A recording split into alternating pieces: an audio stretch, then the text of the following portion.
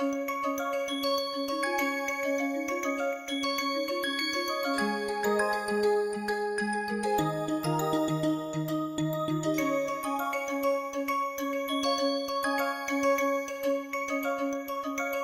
everyone and welcome to the NPTEL course in Pharmacognosy and Phytochemistry.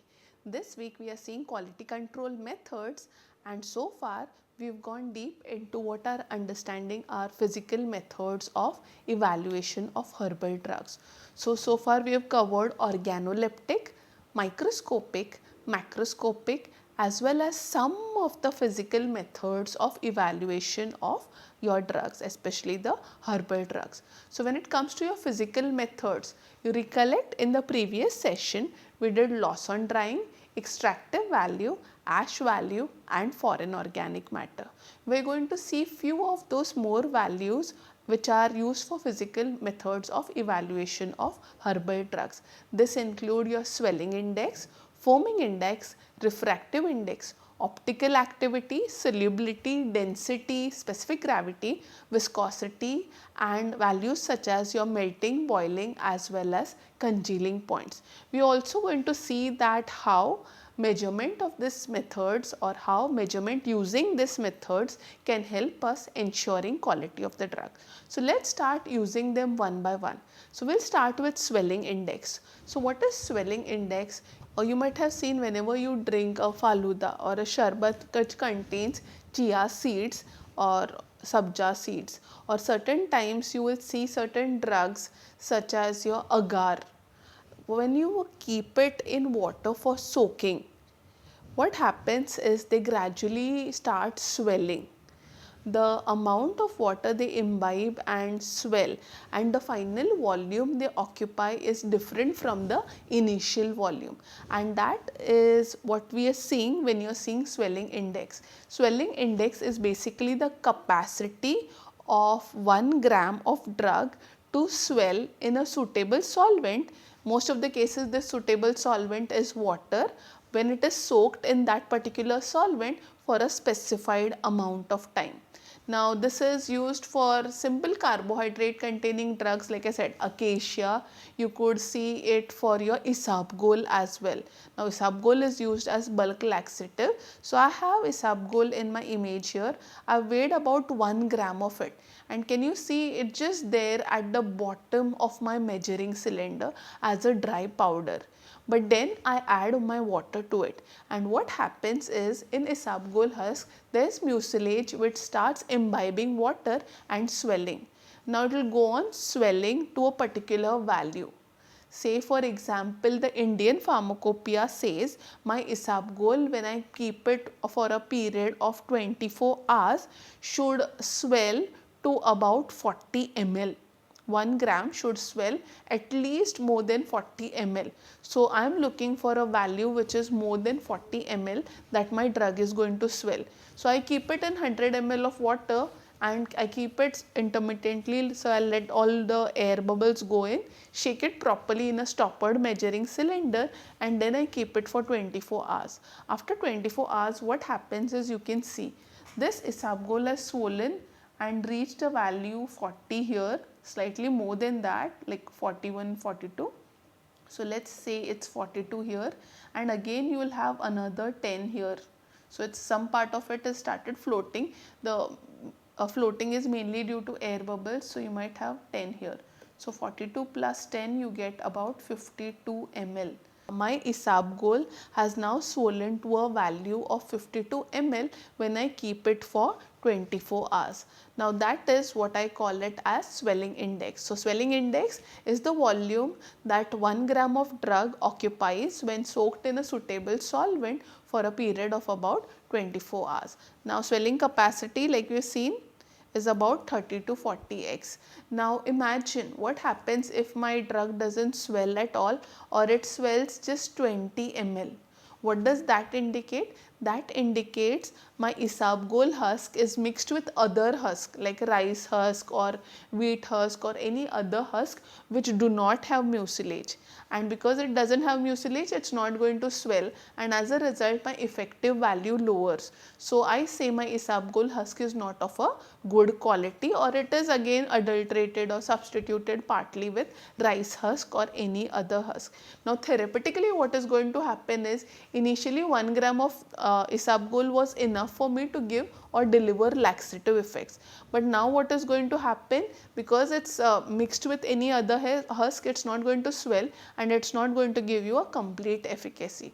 So generally for mucilage containing drugs, this is a good quality indicator. Now moving on to the next value is referred to as foaming index. Now foaming index is just the ability of drug to produce foam. Now why would a drug foam? Imagine samples or imagine drugs like your Rita Shikakai, which is used in herbal shampoos. We often see them containing compounds such as saponins, and saponins, owing to their surfactant like properties, have a good ability to foam. So what we are going to do here is, to check the foaming index, you just take about 1 gram of drug, and this 1 gram of drug you boil it in 100 ml of water. Generally water is preferred for the extraction. Now this 100 ml of water, you are going to add it in the series of tubes. So the first tube I am going to add like 1 ml, in the second tube I am going to add 2 ml, 3 ml, I will just go on adding 4, 5, 6, 7, 8, 9, 10. So this extract I have added in an increasing quantity and then made up the volume to 10 ml with water. So 1 ml extract plus 9 ml H2O, 2 ml extract plus 8 ml H2O.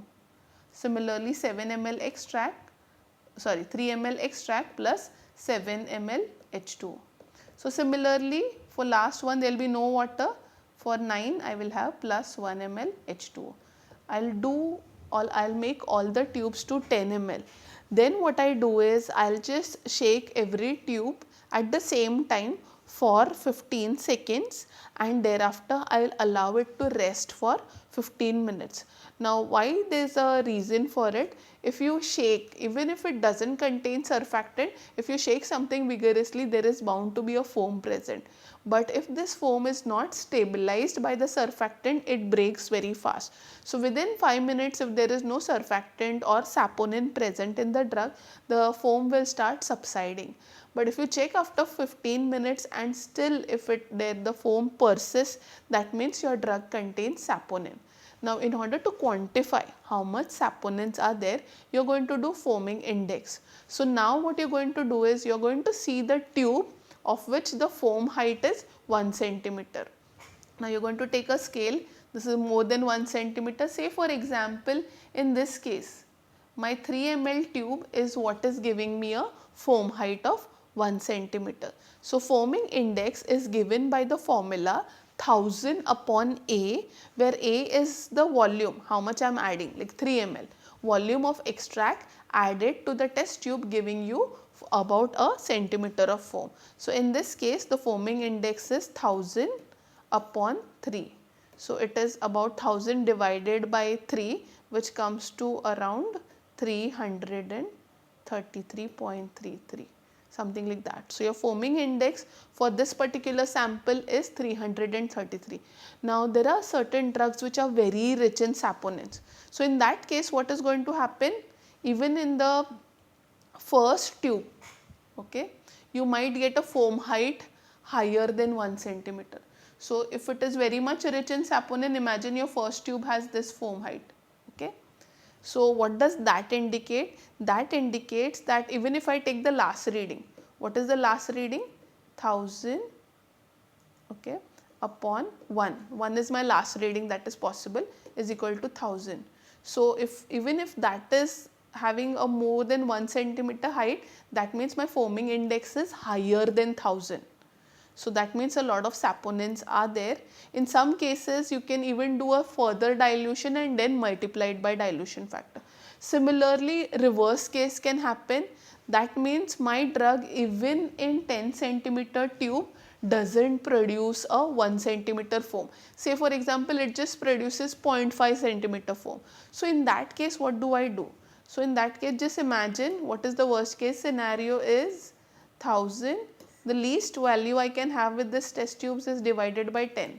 So it is 100, and even 100 is not there because it is just 0.5 centimeter.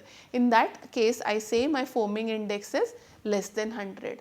So you can get into the extremes. If they are at the extremes, you can say that if it has a very less saponin content, the foaming index is less than 100. If it has a very high saponin content, you can say the foaming index is higher than 1000.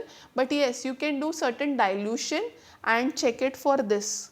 But concentration is not generally recommended for drugs having lower saponin values.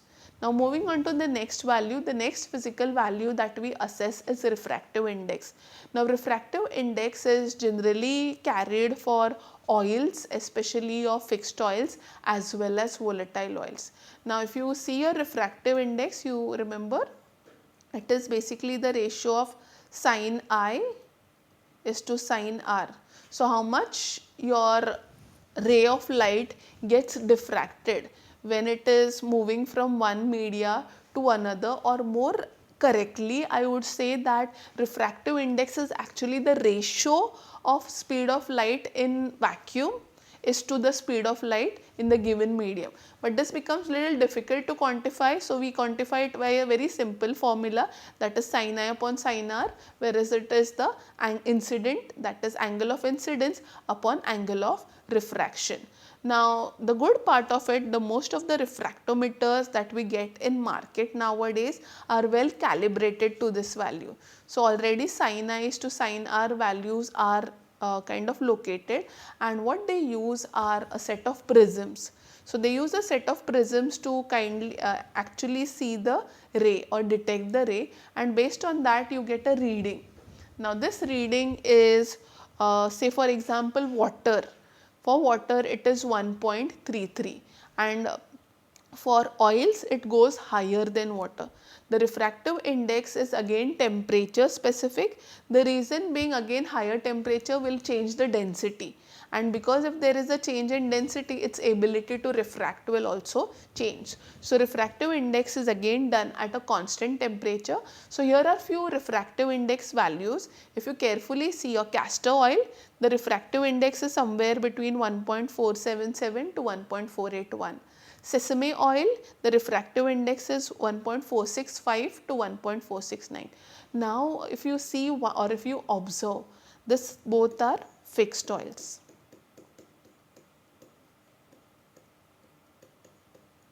Now come to your essential oils or volatile oil. Say for example your sandalwood oil. Do you see a change in value? It is generally said that your essential oils are much more refractive as compared to your fixed oils. So your sandalwood oil is somewhere has an RI or refractive index between 1.504 to 1.508, and your cinnamon, that is your dalchini oil, has a refractive index 1.529 is to 1 or between to 1.529 to 1.610. So this is for your volatile oil. Now what happens is, now you know that sandalwood oil is really expensive. Say the market rates may go as high as 15 lakh rupees a liter. In that case, there is a good chance that people mix fixed oils into sandalwood oil. Now what is going to happen, because a less refractive substance is mixed with a more refractive one, the refractive index of your sandalwood will fall down. If the RI readings of the sandalwood oil is coming down, that means it has been adulterated with a fixed oil. That is how you use your refractive index to check the presence of other oils, especially the fixed oils. Moving on to the next value is optical activity. Now optical activity also we see in terms of molecules. Some molecules we call it as dextrorotatory, some molecules we call it as our levorotatory. And what is exactly this optical activity? Now if you take a like a source or a light source, especially if you see uh, a light source which has a wavelength corresponding, if you see the sodium spectrum, the D line of sodium has a very specific wavelength, and this specific wavelength is around 589 nanometers. Now this 589 nanometers is, I mean, plus minus zero point 0.3 nanometers is what we use. Now this wavelength or this wavelength light or a plane of this wavelength light, when it passes through a substance, the substance has the ability to rotate it to the left or rotate it to the right. We call it as rotating it clockwise or rotating it anti-clockwise. So the ability of a substance to rotate the plane of light is called as optical activity, and this, depending upon how this substance rotate, you can call them as dextrorotatory, the ones which rotate the light clockwise, and levorotatory, the ones that rotate it counterclockwise. Okay, so how is this used and where is this used? This is quantified or this is measured in a polarimeter, because in order for the light to be rotated, it should pass through at least what is called as a 10 centimeter column of a substance, okay, of a specific dilution. You can carry out a particular dilution. In that case, you can call it as SOR or specific optical rotation. Okay, you can do a dilution and then check. Say for example, glucose, you can create a 1% solution of glucose and then check the optical activity. It will be called as specific optical rotation. Now these values are used to detect adulteration in certain substances. So if you come across peppermint oil has broad spectrum. The reason for this is, if you see, peppermint comes from your mentha species. We discuss in the volatile oil, and there are numerous mentha species and there is a lot of variation in terms of compounds. So you get a range from -32, that is a levorotatory, to a -18 range. Now when it comes to honey, there are two substances which principally are there in your honey, that is your fructose, glucose and other sugars. And your sugars are optically active. Your glucose is something which is positive or what is called as dextrorotatory, and your fructose is something which is levorotatory. So they both fight with each other, and eventually what happens, the value of your honey, because the glucose is on the higher side, comes something between your +3 degree to +15 degree. The optical rotation, because it's an angle, is expressed in degree. Now imagine if I'm adulterating the honey with syrup. Now because the glucose and fructose is balanced, I am getting this, and the glucose is slightly more, my plane is going or shifting more towards the positive side. So this will change the direction or plane of light more towards your what is called as the dextrorotatory side, the right side. So what is going to happen, the values of this are going to be increasing in the positive side.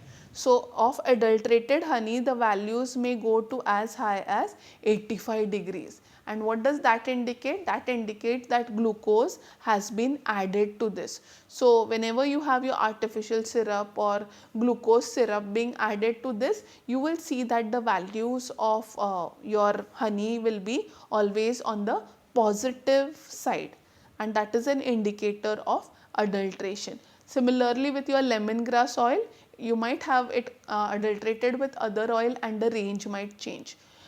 When you see molecules, in case of molecules also, when you are doing specific optical rotation, you will see naturally, if you are dealing with mint, the mint oil contains L-menthol, the levo menthol. But if you use synthetic menthol, because the reaction is non-specific, that leads to racemization. That means in synthetic you have D plus L menthol. Now D plus L menthol will no longer be optically active, and I can easily know if it is a natural mint oil or artificial menthol or synthetic menthol has been added to it. So that's how your optical activity helps. The next quality control parameter is solubility. Now solubility is a lot of descriptive terms are used in pharmacopoeia. I have taken a screenshot of it. Say for example, when you take a drug or when you take a substance, the ability of that substance to dissolve in a solvent is referred to as solubility. Now if you know, like 1 gram of this substance dissolve in 1 ml of my solute, it is very soluble. Okay. So these are the ranges which are given by pharmacopoeias, and these are the descriptive terms to tell that how much the solubility of a drug is. So you have freely soluble if you require for 1 gram about 10 ml, soluble if you require between 10 to 30 ml, but insoluble if you require for 1 gram more than 10 liters of solvent. Then you say that if 1 gram is not going in 10 liters, it is kind of insoluble or practically insoluble. Also note that solubility is temperature dependent. So this descriptive terms, when you are doing a solubility, you do it in a temperature or at a constant temperature. Now solubility values depending upon different substances are calculated with respect to different solvent. Say for example, if I am doing a solubility of sucrose, I'll do it in water. But if I am doing solubility of my resins, resins were water insoluble. So when I have to do resins, I'll check their solubility in something like alcohol. If I have to do the solubility of oils, castor oil, or say for example sesame oil, I'll do more in organic solvents because they are going to be insoluble in water. So sometimes solubility is also a quality indicator. Let's discuss how. Say for example castor oil. Now castor oil contains resinol, and this resinol is one of the ingredient which is responsible for imparting solubility. If you see most of your fixed oils, they are ethanol insoluble, but what is going to happen with castor oil? If you take equal amount of castor oil as to alcohol, it is going to be soluble or it is going to be miscible in 95% ethanol.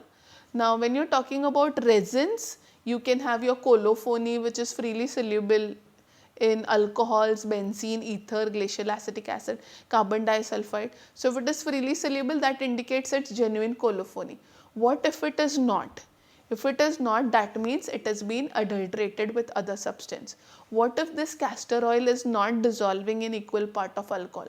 What does that mean? That means there has been other oil which has been added which doesn't contain resinolic acid. So there's a good chance of adulteration. Similarly, sometimes apart from solubility, the insolubility is also taken into account. So in IP monograph of acacia, you have what is called as water insoluble matter. So take for example, you are taking 5 gram of acacia and dissolve it in 100 ml of water. When you filter it, the residue on the filter paper should not exceed 50 mg. If it exceeds 50 mg, that means some other powder or chalk has been added which is making it water insoluble. So solubility is also a key indicator of the nature of substances which have been added and helps us in assessment of quality. Now moving on to the next one. The next one is density and specific gravity. Now both of these terms are used very synonymously, but there's a little difference between them. When I say density, density is more given by what is called as a simple formula, mass by volume.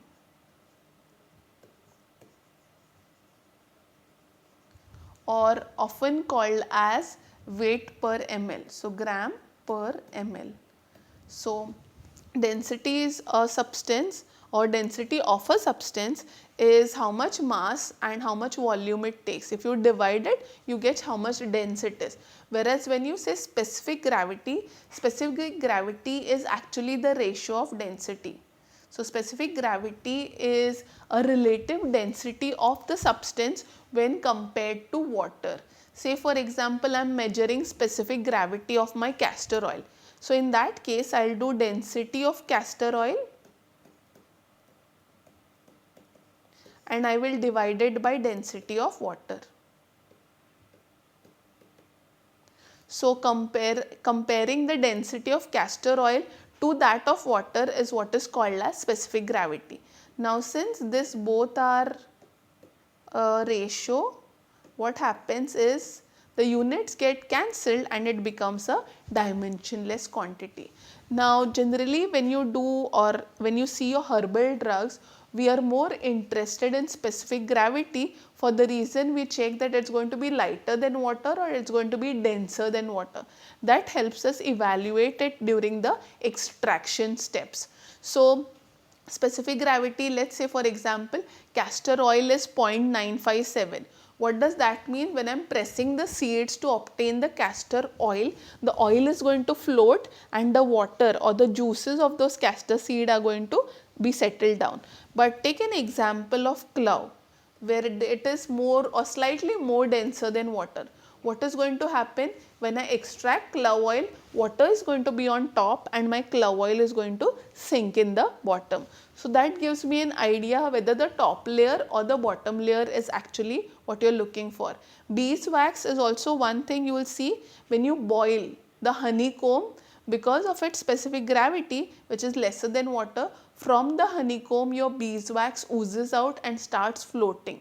So it is easier for me to collect and compare, and as a result specific gravity is often a term which is used in herbal quality control. The next one is viscosity. Now this is something which is often given or used for liquid substances. Now this is a good indicator of flowability.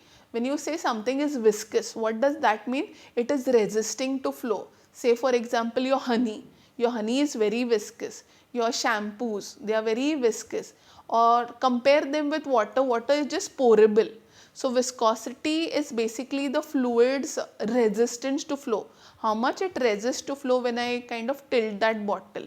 Now this resistance to flow may be due to what is called as internal forces or the solid content, or even for that matter the ability or the forces that bind solute molecules into that solvent. So whatever has been dissolved, and because it is dissolved and it forms association, say for example your acacia, when you disperse it in water, because it is forming association in water, because it is withdrawing water, now no water is available to move, and that's the reason you create a good resistance to flow. The water is unable to flow because acacia polymer has kind of blocked it. That's what is giving it, or that's what is making it more viscous. It is important for us to know because in processing you require the liquid to flow through certain pipes. The viscosity will tell us how much energy is required to push through it. Now this viscosity is referred to as dynamic viscosity and expressed as Pascal seconds, how much force require, or often referred to as centipoise. The reason why we put centipoise and not poise is often 1 Pascal second is equal to 10 poise. So in order to make the ratio 1:1, they use the term centipoise. So now 1 Pascal second is equated to 1 centipoise. Now in addition to your dynamic viscosity, certain times in certain cases kinematic viscosity is also measured. Now this is nothing but it is same, that is your viscosity, but once you divide it by density, that gives you an idea of another nature how density is affecting the flowability. In that case what you get is called as kinematic viscosity. Now in order to measure the viscosity, we use apparatus such as viscometers like your Brookfield viscometers or certain rheometers with spindles.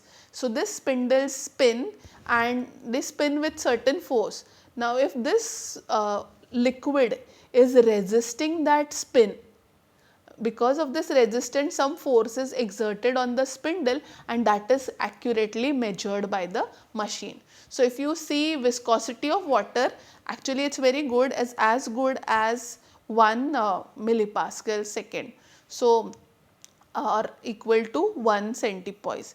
But when you see your oils, they are slightly more viscous. So sesame oil is about 65 millipascal second at 20 degrees Celsius. Now compare that to honey. honey is 1000 to 2000, again depending upon the source. Raw honey is much more viscous than the processed honey. So if you see or compare it with your sesame oil, your honey is almost 1000 to 10,000 millipascal second when measured at 25 degrees Celsius. Again, temperature is important here. The reason being, the moment you change the temperature, the liquids become less dense and more fluid. So going on to the next one are physical constants of a particular oil or a chemical, and this includes your melting, boiling and congealing point. Now melting, boiling and congealing point are often used as quality control parameters because they are fixed values. They are basically what are called as transition indicators or phase transition indicators. So say for example, melting is a transition from solid to liquid, whereas boiling is a transition from liquid to gas, and congealing is converting of liquid back to solid. So this phase transitions for a particular substances occur at a particular temperature, and if that is what we know, any impurities which are added in this substances can change the physical constant, which includes your melting, boiling as well as congealing point.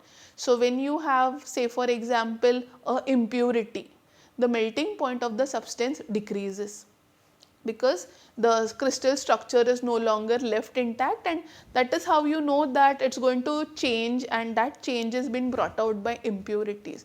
So say for example, melting point of cocoa butter is at the body temperature, say 34 to 38 degrees Celsius, and that is the reason it is there or used in suppositories, it is used in creams, because at body temperature from its waxy consistency it becomes oils. So this is something what we do require, but imagine if it is adulterated and its melting point decreases to 20 degrees Celsius, that means you will have not a smooth lotion, you will have a pourable lotion, and then in order to increase the viscosity you will have to add viscositives. Similarly, coconut oil. The boiling point of coconut oil, again depending upon different grades, ranges somewhere between 204 to 232. Now this is also used for something which is called as or obtaining fractionated coconut oil. So you can cool, you can heat, you can congeal and get different fractions of coconut oil. Now similarly, if you see congealing point, you can see here this is a clear one, this is a waxy one, that means it has kind of become solidified. This point at which your liquid coconut oil transits into a solid phase is referred to as congealing point. So for coconut oil it is about 24 to 26 degrees Celsius. So what happens if your temperature during winter season dips more than say for example dips more than 24 degrees Celsius, slowly what is going to happen is this, your coconut oil is going to slowly congeal and solidify. So what happens, your coconut at an elevated temperature is liquid and at a lower temperature starts congealing.